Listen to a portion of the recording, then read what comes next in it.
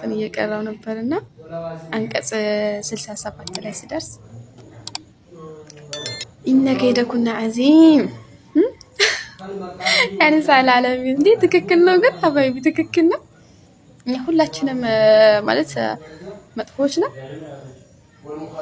አይደለም ወላሂ አይደለም። እንደው ደስ የሚለው ነገር እሱ ካፊር ነው። የካፊር ቃላት ደግሞ አንይዝም እንጂ ያ አዘል ምስር ሂሳቤን አለክ እንዴ ወላሂ ሁሌ ነው በቃ እዚህ አንቀጽ ደርስ የምገረመው ያን ሳይላለ እንደው በአንድ ሴት ጥፋት እና ደግሞ ብታጠፋም ጥፋቷ ደግሞ ፍቅር ነው አይደለ? እንዴት እንደዚህ ጥፋቷ ፍቅር እስከሆነ ድረስ እንዴት እንደዚህ ይላል? ይሄኛውን ብንይዝ አይሻልም? ሴቶች ምን ትላላችሁ? የምር እንደውም ወንዶች ጥመት ነው የሚያስቡት አይሻል? በግዱ ደቂቃ ሄዳ ብሏል። ያዕቆብን ቃላት መያዝ አለብን ነብይ ናቸውና አዝል ምስር ግን ካፊር ስለሆነ የሱን ቃላት አንይዝም። ከዚህ በኋላ የሴቶች ጥመት አይደለም የሚበልጥ የወንዶች ነው። የወንዶች ሰላም አለይኩም ወራህመቱላሂ ወበረካቱ። ያ ጀማዓ እንዴት ናችሁ? በመጀመሪያ በጣም አስደንጋጭ ጉዳይ ነው።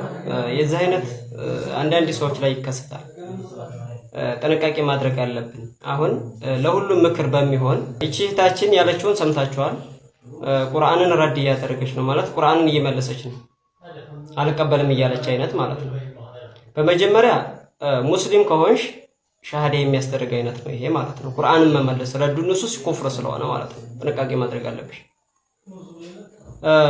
ሙስሊም ካል ወሃብያ ከሆንሽ ወደፊት የምሰጠው አሁን ለሌሎቹ ጥንቃቄ ትምህርት በዛ መልኩ ሊሆን ይችላል እንጂ ላንቺ ምንም ትርጉም የለውም። ምክንያቱም ወሃብያ ብሎ ማለት ባት አምላኪ አላህን የካዱ ስለሆኑ ቁርአንን ቢመልሱም ቁርአንን አንቀበልም ቢሉም አይገርምም ማለት ነው።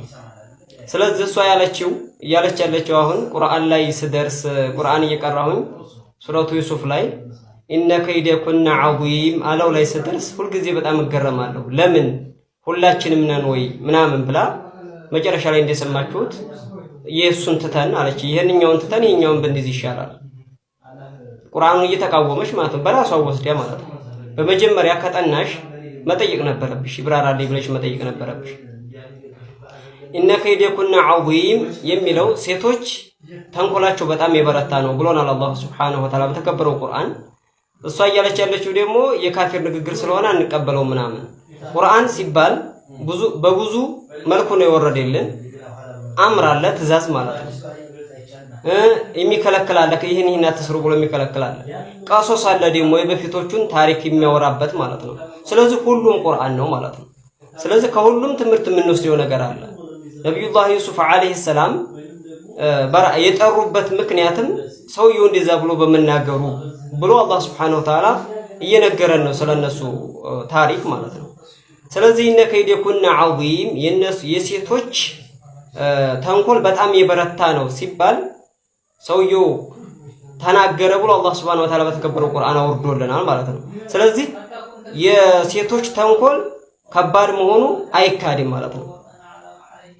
የሴቶች ተንኮል አንቺ ከጠናሽ መጠየቅ ያለብሽ እዚህ ላይ ሁሉም ነው ወይ ነው። አንቺ በሁሉም ወስደሽ ነው እንግዲህ አልቀበልም ብለሽ ድምዳሜ ላይ እየደረሽው። ሁሉም አይደለም። ሙፈሲሮቹ ምን ብለዋል? فدخل فيه من هن من صنفها ብለዋል ኢብኑ አሹር ረሂመሁላህ።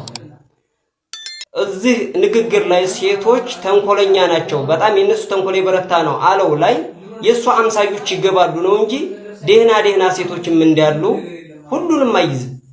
አንዳንድ ሴቶች እንዳሉ ደህና ሴቶች እንዳሉ አላህ Subhanahu Wa Ta'ala በተከበረው ቁርአን ነግሮናል። ጠይባቱ ሊጠይቢና ጠይብ ምርጥ ሴቶች እያለ ነግሮናል። ነብዩ አለይሂ ሰላቱ ወሰላም እኮ ኸይሩ መታዒ ዱንያ አልመርአቱ ሷሊሃ ከዱንያ ንብረቶች ምርጥ ንብረት ብሎ ማለት ደህና ሴት ያለው ነው ብሎ ነብዩ አለይሂ ሰላቱ ወሰላም ደህና ሴትም እንዳለ አሳይተውናል ማለት ነው። ስለዚህ ሁሉም ሳይሆን የሱ አምሳዮች ይገባሉ ነው የተፈለገበት ሙፈሲሮቹ ያስቀመጡት ማለት ነው።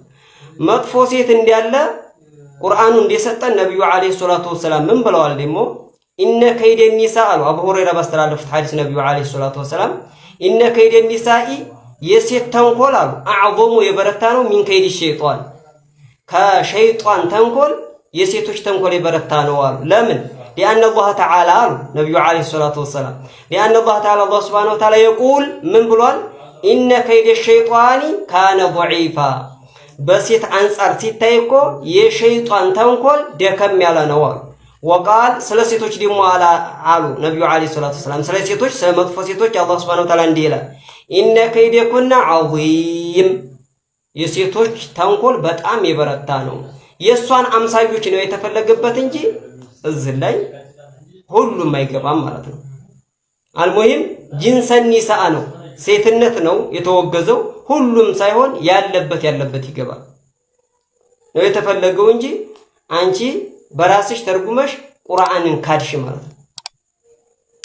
ስለዚህ እንደዚህ መሆን የለበትም። ለሁላችሁም ጥንቃቄ ማድረግ ያለባችሁ ወሃብያ ከሆንሽ ማሳደፍ ትችያለሽ አይመለከትሽም። አላህን ይካርሽ ስለሆንሽ ቁርአን ብክጃ አይገርምም። ለሌሎቹ ግን ትምህርት መሆን አለበት። ባረከ